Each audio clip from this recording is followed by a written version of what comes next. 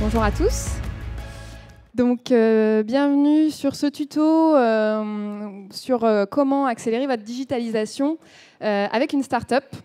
Donc, je me présente Aurore Viau, je travaille au sein de l'accélérateur ADN Booster qui accompagne les justement, entreprises innovantes en phase d'industrialisation, de passage à l'échelle.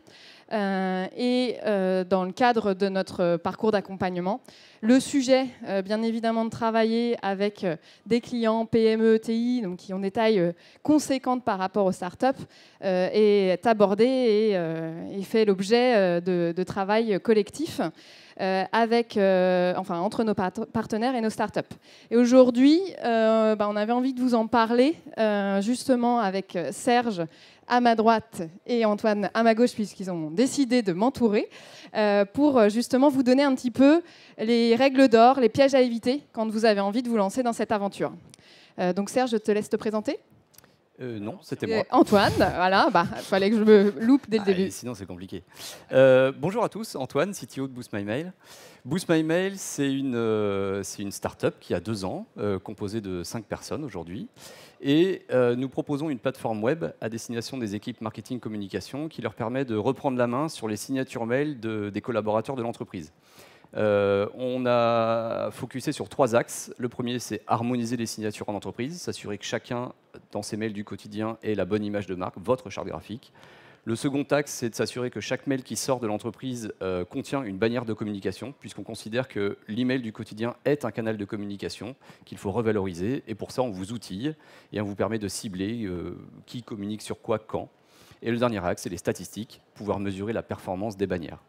Avec Boost My Mail, chaque collaborateur de l'entreprise devient à la fois ambassadeur de marque, de votre marque, et acteur du marketing au quotidien. Serge ? Bonjour, donc Serge Anderetch, moi je suis Product Manager chez Océanet Technologies. Nous sommes un opérateur de cloud sécurisé, une entreprise franco-suisse de 140 personnes dont le siège est à Nantes. Notre mission, c'est de maintenir en condition opérationnelle vos sites web, vos applications, vos systèmes d'information en 24/7, avec une forte protection sur la partie sécurité de vos données.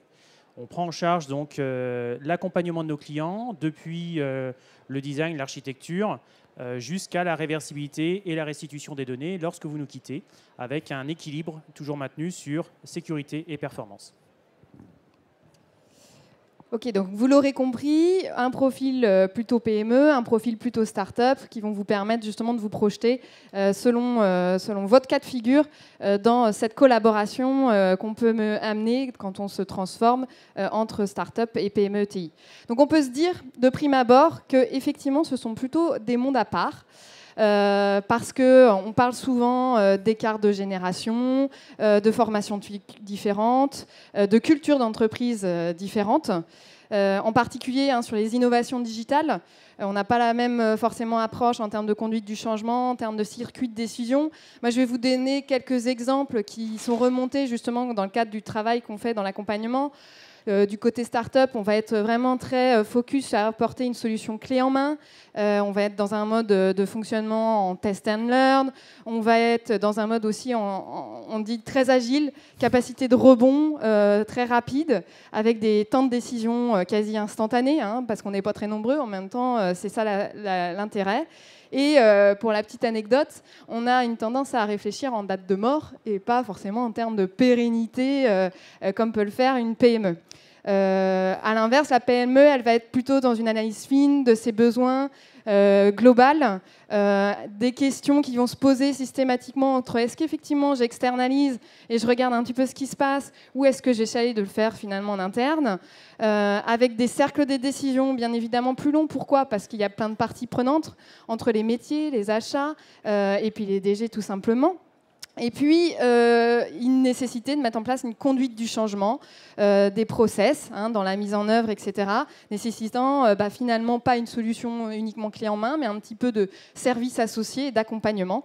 Et donc, aussi, ce côté, avec toutes ces contraintes que j'amène en interne, une espèce de mauvaise conscience, je vais imposer à la start-up des délais longs, des délais de paiement, des délais de décision, etc. Donc, de prime abord, on se dit, c'est pas forcément gagné, mais ça marche. Serge et Antoine vont nous donner un petit peu pourquoi ça marche et l'intérêt aussi qu'il faut y trouver. Serge, du côté PME, qu'est-ce que tu mettrais en avant ? Alors aujourd'hui, côté PME, pourquoi on le fait ? Nous, principalement, nos clients sont des ETI, des gens qui vont aborder les nouvelles technologies qui sortent plutôt dans 6 mois ou dans 1 an. On a besoin d'appréhender ces technologies et d'aller les incuber dans nos différentes équipes. Donc on travaille avec des startups, notamment pour cette acculturation et la découverte des technologies. Et on travaille également pour la partie dynamisme, être en capacité donc, de réinsuffler donc, des motivations au sein de nos équipes. On accompagne donc un certain nombre de startups via le booster, déjà pour leur donner des bonnes pratiques et lorsqu'on les a en client, avoir des gens qui ont des bonnes pratiques et effectivement pouvoir choisir différentes technologies intéressantes. Et pour nous, startup, travailler avec une PME, c'est aussi synonyme de plein de belles choses. La première, c'est de se faire challenger, c'est-à-dire qu'une start-up souvent a des besoins un peu une PME a des besoins un peu particuliers qui vont plutôt sur le penchant custom, sur mesure de ce qu'on fait, et ça nous permet d'aller plus vite. On ne l'avait pas forcément prévu, mais l'opportunité étant là, on va essayer d'y répondre. Ça nous permet d'accélérer. L'autre intérêt de travailler avec une PME, c'est de toucher du doigt leurs process, qu'ils soient managériaux ou techniques, mais comment eux répondent à l'enjeu d'échelle. Nous, on va essayer d'en prendre un petit bout, de l'appliquer à notre niveau. Ça va nous permettre également d'accélérer pour se poser moins de questions, aller plus vite, puisque ça fait partie de nos grandes difficultés, c'est comment on avance toujours. L'autre intérêt de travailler avec une PME, c'est aussi accéder à des personnes qui, a priori, sont inaccessibles. Inaccessibles parce qu'on ne les connaît pas, peut-être simplement, ou simplement, ils n'ont pas envie de nous parler. Donc, travailler avec eux, on va pouvoir échanger. Par rebond, on va pouvoir échanger aux autres personnes qu'ils connaissent. Et l'intérêt, ce n'est pas forcément qu'ils deviennent clients, c'est qu'on échange. Eux aussi ont eu des difficultés, ont traversé plein de choses. Échanger, comprendre comment ils ont réagi, et que nous, on en tire pareil la meilleure chose, et qu'on aille toujours plus vite. Et puis, non des moindres, la dernière chose de travailler avec une PME, ce qui me vient à l'idée, c'est quand même l'image de marque, c'est important. 2 choses à ce sujet. D'une part, ça rassure. L'ego, ça lui fait du bien quand même de se dire que Oceanet a choisi Boost My Mail. On se dit, tiens, mon produit sert à quelque chose. Et puis surtout, ça rassure aussi les autres, évidemment. Savoir qu'un tel travaille avec une marque connue, ça permet de plus facilement engager le dialogue. Voilà ce qui me semble important de travailler avec une PME. Donc vous voyez un intérêt de le faire, bien évidemment, des 2 parties. Maintenant, pour que ça se passe bien, il y a quelques questions à se poser dès le démarrage. Il y en a même un certain nombre, mais on va essayer de focuser sur 2 notions, parce qu'elles sont clés. C'est les notions de sémantique et de risque. On va vous prendre des exemples très concrets, notamment sur la sémantique, pour vous montrer comment, très rapidement, si vous ne vous mettez pas d'accord et vous ne discutez pas sur ces aspects-là dès le démarrage, on peut tout de suite partir sur des bases complètement différentes. Dans la sémantique, on va vous prendre 2 exemples clés. Qu'est-ce que l'agilité quand on est une PME ? Serge ? Alors l'agilité, quand on est une PME, c'est la capacité à continuer en amélioration continue, à venir faire des corrections successives sur notre production et avoir donc une traçabilité continuelle de nos process. Si quelque chose ne se passe pas bien, on a la capacité de revenir en arrière sur les codes, de remodifier éventuellement les données, mais de toujours avancer dans la même stratégie. Et ce n'est pas forcément le même point de vue côté startup. Oui, moi j'ai déjà ce qu'il faut. Effectivement, moi, agilité, j'y mets pas du tout le même sens. Pour moi, l'agilité, c'est finalement, c'est aller vite sur plein de choses. Aller vite pour pivoter. Pivoter, c'est-à-dire, quand on est start-up, on a une vérité, c'est qu'on ne sait pas. On cherche notre marché, sinon on ne serait plus start-up. Donc, il faut tout le temps qu'on réoriente pour comprendre ce qui marche le mieux. Et donc, être agile, pour moi, ça veut dire réorienter la stratégie, le cap, tout, aussi vite que possible et aussi rapidement que nécessaire. Être agile, c'est aussi, pour moi, procéder à des livraisons aussi fréquentes que possible. Le but, c'est de toujours alimenter l'outil en nouveautés, on va le dire comme ça. Donc, être agile, c'est pouvoir livrer tout le temps aussi rapidement que possible. Ok, donc on voit bien que déjà, là, sur la notion d'agilité, si vous ne partez pas sur la même définition, on peut vite ne pas avoir les mêmes objectifs. Une autre notion, la livraison, finalement. Qu'est-ce qu'on attend quand on est une PME, quand on parle de livraison ? Alors chez nous, une livraison, c'est, on va dire très pragmatiquement, une étape du contrat avec nos clients. Et donc c'est un ensemble qui va évidemment contenir un bout d'application ou une modification de l'application, mais également la documentation qui va avec, le service support qui s'est mis avec et l'accompagnement des utilisateurs qui va avec. c'est la capacité donc à être capable de tracer exactement quelles ont été les modifications entre les deux systèmes et faire la partie des tests, notamment sur les nouvelles livraisons. Ça sous-entend qu'on doit mettre à disposition de nos startups des environnements de tests, des environnements qu'on aura anonymisés en données avec des bons volumes et des bonnes dynamiques de produits. Et côté startup, on a été parfois surpris que la livraison, pour eux, ce n'était pas la même chose. Bah non, c'est pas la même chose, parce que je vais être tout à fait honnête. Pour moi, une livraison, elle est imparfaite. J'en ai pas les moyens physiques, humains, matériels. Mais par contre, j'ai une grande force, c'est que je vais vite, et je vais vite à corriger. Donc, à l'inverse, moi, une livraison, il faut qu'elle arrive tout le temps, le plus tôt possible. Par contre, je sais qu'elle ne va pas être tout à fait parfaite. On est quand même un peu assez conscient qu'il y a des choses à faire. Mais par contre, je sais que je vais corriger très vite et que dans les quelques heures qui suivent, ce sera impeccable. En mode test and learn, quoi, comme on disait au démarrage. Un autre aspect hyper important à se poser sur la définition de ce qu'est la notion de risque pour chaque partie. Parce qu'effectivement, là, on n'a pas forcément les mêmes enjeux. D'un côté PME, aujourd'hui, le risque, comment il s'évalue ? Alors aujourd'hui, quand on travaille avec des startups, on va travailler selon deux approches. Soit on travaille sur une fonction support, et donc on n'est pas sur un risque de production. Notre risque principal, il va être de phagocyter le temps de nos équipes et d'avoir des accompagnements au changement dans les collaborateurs qui vont être difficiles. On en a parlé tout à l'heure. Entre l'agilité et les livraisons, dont on ne parle pas forcément de la même chose, on peut très rapidement avoir un temps qui part dans les tours.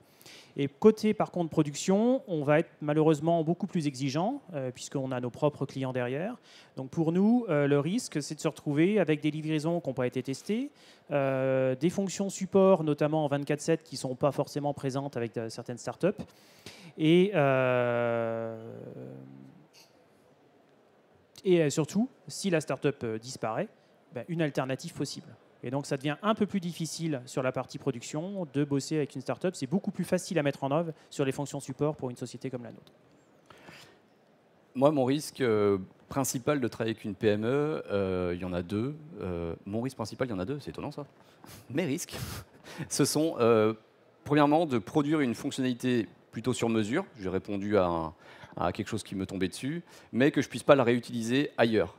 On a, en tant que start-up, un gros enjeu d'industrialiser tout ce qu'on fait. Le but, c'est que tout ce qu'on fait serve. On est des petites équipes. On a besoin que tout soit efficace. On fait des choix qui sont souvent pas simples. Donc, répondre à un enjeu individuel sans pouvoir le reproduire et le réutiliser pour d'autres, c'est mon principal risque. Après, en autre risque, ou en tout cas, chose qu'il faut toujours mesurer, c'est notre malléabilité. Moi, je trouve ça normal qu'une PME attende de nous qu'on soit malléable. C'est notre force. Il faut qu'on sache un petit peu se contorsionner et se tordre. Par contre, il ne faut pas que ce soit à notre détriment. Donc, attention à trouver la bonne limite entre répondre aux besoins d'un prospect et entre ce que nous, on peut faire. OK. Alors, l'idée du tuto, c'est que vous repartiez avec les tips un petit peu pour vous lancer derrière. On va vous proposer 5 règles d'or un petit peu incontournables. Je vais vous prendre des photos. On a préparé des petits flyers aussi pour repartir avec derrière. Et on va tout de suite commencer sur la première règle d'or, qui est définir une matrice RACI. Alors, c'est quoi une matrice RACI, Serge ? On l'a vu tout à l'heure, on ne parle pas de la même chose quand on parle d'agilité, on ne parle pas de la même chose quand on parle livraison. Et ce qui va vite déraper, c'est qui fait quoi et qui est responsable de quoi. La matrice RACI, c'est quelque chose d'assez simple. On va diviser les différentes étapes du projet entre la préparation, la production, la mise en support, les tests, en macro-processus. Et puis pour chacun, on va mettre un responsable unique d'une ligne de processus, puis des acteurs, donc ceux qui font, des consultés, ceux qui doivent participer à la désignation donc de cette ligne-là, et puis des informés, ceux qui doivent être informés sur les différents jalons pour les étapes d'après. Donc R comme responsable, A comme acteur, C comme consulté, I comme informé. On découpe notre process, on met donc une lettre dans chaque case, et puis au moins, dans le dialogue avec la startup, on va pouvoir clairement savoir à quelle étape on s'attend. Vous faites une petite difficulté lorsque vous travaillez des startups anglophones, c'est que A, c'est accountable, et donc dans le langage anglophone, c'est responsable. Et R, c'est responsible, et donc ça va être l'acteur. Donc faites attention, en français, R, c'est le responsable. En anglais, R, c'est l'acteur. C'est la seule petite souci. OK. Alors, Deuxième règle qui paraît logique quand on le dit, c'est que tout travail mérite salaire, mais c'est important quand vous travaillez avec une start-up. Et tu vas nous expliquer pourquoi, Antoine. Je pense qu'il faut très tôt, dans les discussions, aborder la question du coût. Pour synthétiser, une start-up souvent valorise deux choses, son produit et éventuellement du service autour de son produit. Premièrement, son produit, il a une valeur. Il a une valeur des deux côtés. C'est-à-dire que pour la start-up, il a une valeur parce qu'il a été produit, qu'il fonctionne. Donc il faut s'assurer qu'il serve à quelque chose. Et pour la PME, il est important de jouer le jeu et d'accepter que parce qu'on contacte la start-up, on en a besoin de ce produit. Donc si on en a besoin, il est normal de le payer. Alors après, parce qu'il rend un service direct, on gagne de l'argent. Indirect, il nous délaste d'un fardeau. On peut le prendre des deux côtés, mais quoi qu'il arrive, ça a une valeur. Et idem par rapport au service autour du produit, il est important de réaliser que, je parlais de petite équipe tout à l'heure, quand on est en mise en place du produit, du projet, et que pour une PME, on va demander 1 heure de réunion hebdo, ou parfois plus, 1 heure pour une PME, ça ne coûte pas. Je veux dire, c'est facile à trouver. 1 heure pour une start-up, quand on est 4, ça a beaucoup de sens et ça veut dire qu'on ne va pas faire une facture, qu'on ne va pas faire une relance, qu'on ne va pas faire quelque chose en tout cas. Donc il est important d'accepter que tout soit valorisé. Il faut trouver le juste milieu, mais il est important de le réaliser et de ne pas mettre en place un rapport de force qui soit trop déséquilibré. Pardon, merci. Donc voilà. Ça, à réaliser, côté PME, si je demande quelque chose, c'est que ça coûte, enfin c'est que ça a une nécessité. Côté start-up, si je le vends, c'est que ça a un coût. Alors ce que tu dis rejoint aussi la troisième règle qui est de bien identifier les valeurs attendues de chaque partie. C'est-à-dire dans ce projet, on a probablement chacun des objectifs différents et il faut bien se mettre d'accord sur ce que sont ces objectifs pour pouvoir les atteindre de deux côtés. Donc voilà, on a quelques difficultés de sémantique, on ne parle pas toujours la même chose. On a effectivement eu un coût qui doit être abordé par chaque entreprise. Eh bien, pour que ce soit facile et fluide, il faut que chacun définisse son objectif en sachant qu'est-ce qu'il attend du projet. Et sur ce projet, qu'on ait quelques KPI, qui ne seront pas forcément les mêmes d'ailleurs de part et d'autre, mais que chacun partage ses KPI avec l'autre, ce qui va permettre à chacun de voir quand ça dérive et notamment de recentrer lorsqu'on va passer un peu trop de temps côté PME ou côté start-up. Quatrième règle d'or, on a défini l'importance de savoir ce qu'on met derrière la notion de risque. Et il faut quand même, de chacun des deux parties, accepter ces risques dans le projet et dans la collaboration. Oui, alors du coup, je vais énumérer quelques risques qui peuvent paraître évidents, mais qui sont importants, pareil, à réaliser et à accepter. Je vais me faire le porte-parole de Serge. Pour une PME, les risques, Serge l'a évoqué, c'est déjà que la start-up disparaisse. C'est un risque, ça peut arriver, donc il faut l'accepter. Une start-up peut rater un virage. Voilà, comment on met en œuvre les processus qui nous permettent de revenir à l'état antérieur, je vais le dire comme ça. Quand on est PME, travailler avec une start-up, c'est travailler avec des gens qui n'ont pas du tout les mêmes standards. PME, souvent, c'est des process, c'est nécessaire, on est à plus grande échelle humaine, etc. Les start-up sont, tu l'as dit aussi, dans l'instantanéité. Voilà, faire attention au langage, et finalement, tout ça, on se recoupe avec ce qu'on a dit avant. Et enfin, accepter les risques pour une PME, c'est la difficulté du process, c'est-à-dire qu'on va travailler de façon assez déstructurée avec une start-up, c'est comme ça. On essaye de faire au mieux, mais on n'a pas du tout les mêmes standards, donc accepter ça, et que les réponses viendront quand elles viendront, mais elles vont venir bien souvent. Côté start-up, les risques qu'il faut accepter, c'est qu'on a une opportunité avec une PME, on se lance dans l'avant-vente, ça peut échouer. Mais quoi qu'il arrive, ça reste un plus, parce qu'on aura appris, comme je vous l'ai dit tout à l'heure, on a rencontré des gens, on a compris quelques process, on aura pu se les accaparer, etc. C'est pas grave.